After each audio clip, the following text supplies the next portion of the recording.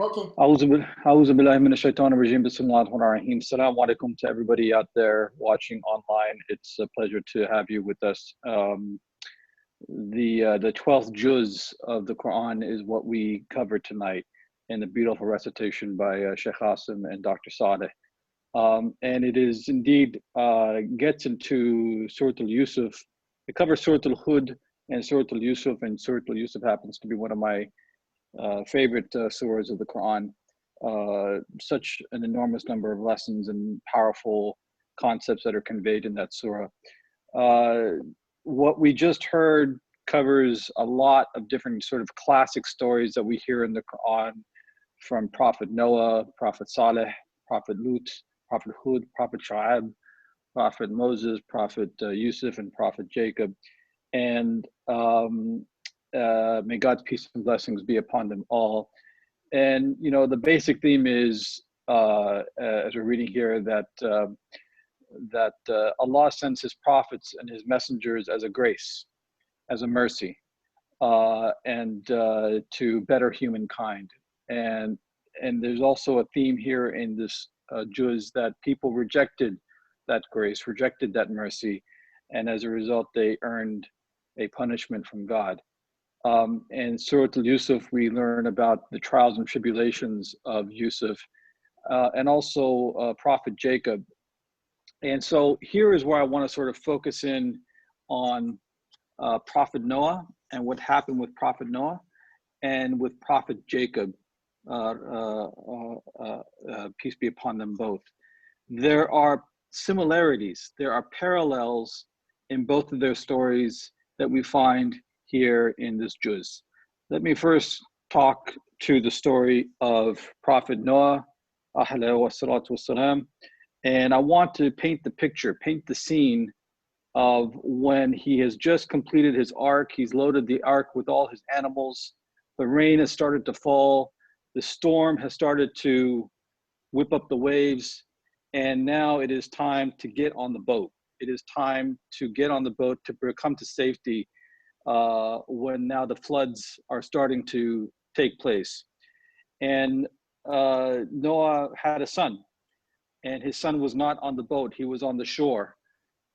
And he told his son, my son, and I'm going to paraphrase the part of the Surah Al-Hud that goes through the story, but essentially he tells his son, okay, come on, it's time, my son. And he calls him Ya Bunayya. He calls him by a very sort of tender way. He says, come, my son, it's time for you to join. And his son essentially rejects the idea. He says, basically, Dad, look, I'm good. I'm going to hang out here on shore. I'm going to go up to a mountain and I'll be fine. I'm going to hang out with the other people. And the other people that Allah subhanahu wa ta'ala talks about in the Quran are people who are not of the believing folk, not of the believers that Noah was trying to convey the message to. His son decided to participate and be with those folks instead of with his father and the believing community. And so the rain came, the storm came, and then lo and behold, what happened? His son was killed. His son died in the storm. And of course, this pained Noah. This pained his soul. And he cried out to God. God had told him, and it says in an earlier verse here, God told Noah to take your family to the ark. And he tells him all, place on the ark all those who believe. And Noah cries out to God. He said, oh, Allah subhanahu wa ta'ala, my son, my dear son, he was my family. And you had asked me and you had told me to bring my family on board. And why did he not come on board? And Allah subhanahu wa ta'ala, subhanAllah, he gives this very strong rebuke to Noah. He said, Noah, look, your son was not of your family, spiritually speaking. He wasn't a believer. His soul was not of that of the believers. And furthermore, he was unrighteous in his conduct. And this is where Allah subhanahu wa ta'ala says, and thou shalt not ask of me anything. He's saying this to Noah. Thou shalt not ask of me anything where you don't have any knowledge. In other words, Don't ask of me something that you really don't know about. I, Allah subhanahu wa ta'ala, I know that which is al-ghayb, which is the unseen. And so it's an admonishment. And he says, behold, I admonish you this, Noah, lest you become one of those who are unaware of what is right. SubhanAllah, this is God subhanahu wa ta'ala talking to a prophet, admonishing him, telling him, hey, even as a prophet can swerve to what is unright. Who are we as common believers, as just plain servants of Allah? We have to do that much more to maintain our steadfast rope and hold to Allah subhanahu wa ta'ala. And Noah says in response, oh Allah, grant me forgiveness and bestow your mercy upon me. Please do so, and then if you don't, I shall be among the lost. So here we have a story of Noah, a father who's lost his son in ways that we can't understand. And there's a lesson in that I'll talk about here in just a moment. And then the other part, the parallel that I want to sort of draw is the story of Jacob. May God's peace and blessings be upon him. Now, Jacob had his 12 sons. He was the father of Yusuf. So the Jews moves into Surah Al-Yusuf, and the majority of the surah is about Prophet Yusuf. And Prophet Yusuf's father was Jacob, a direct descendant of Ibrahim, peace be upon him. And so Jacob had 12 children. One of his children was Yusuf. And the other 11 children were all jealous of Yusuf. They all saw him as being their father's favorite. And this jealousy, this shaitan, if you will, that they had in their souls grew to such an extent that they plotted to kill him. They plotted murder. And their father, Jacob, saw this. They saw this in the nature of how his children were behaving.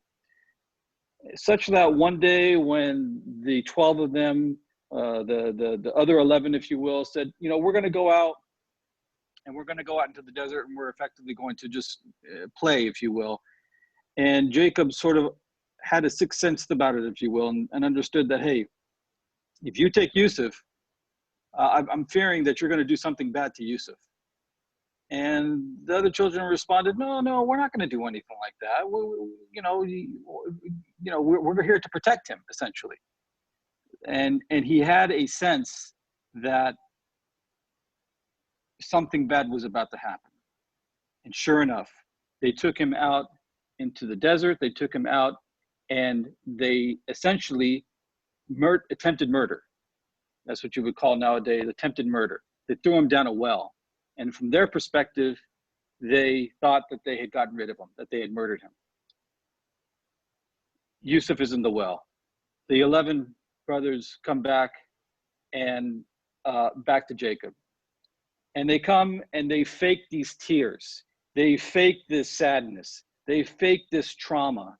That, oh my God, Dad, you won't believe this, but the wolves came and got Yusuf and they ate him up. Look, we have his shirt here and it's covered with blood. And as some of the narrations goes, the shirt was covered by goat blood. And the other thing was that some of the other narrations, the shirt wasn't even torn, meaning that if a wolf came and ate him up, why wouldn't the shirt have been torn? So it was a very poor plotting and execution, if you will, of an attempt of a murder. And Jacob saw that right away. And he became distressed. He became aggrieved. He became so saddened and cried so much that his eyes swelled up that you couldn't see the white of his eyes anymore. And Jacob responded as he was, as the Quran tells us.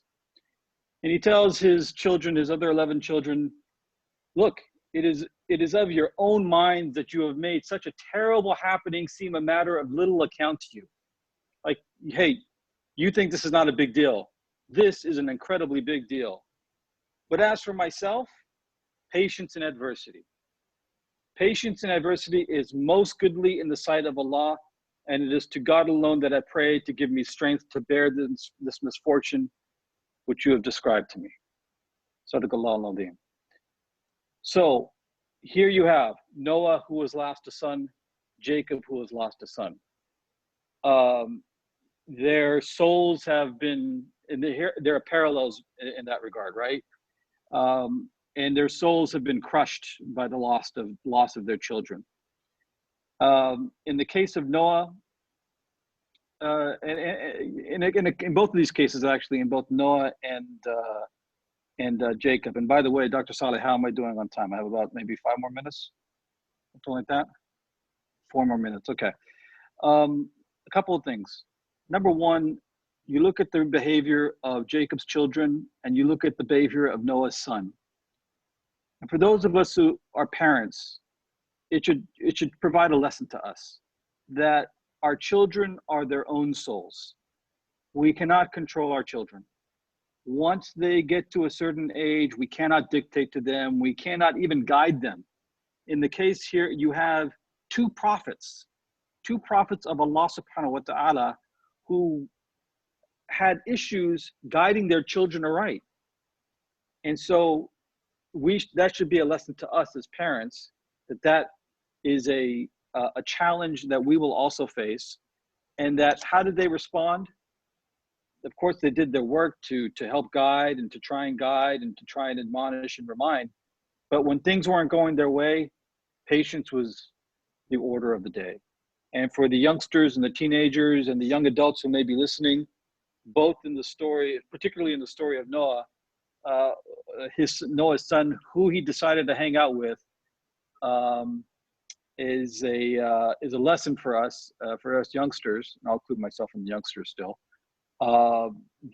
Who we decide to hang out with, who we choose to hang out with, can have some very serious consequences in life, either good or bad.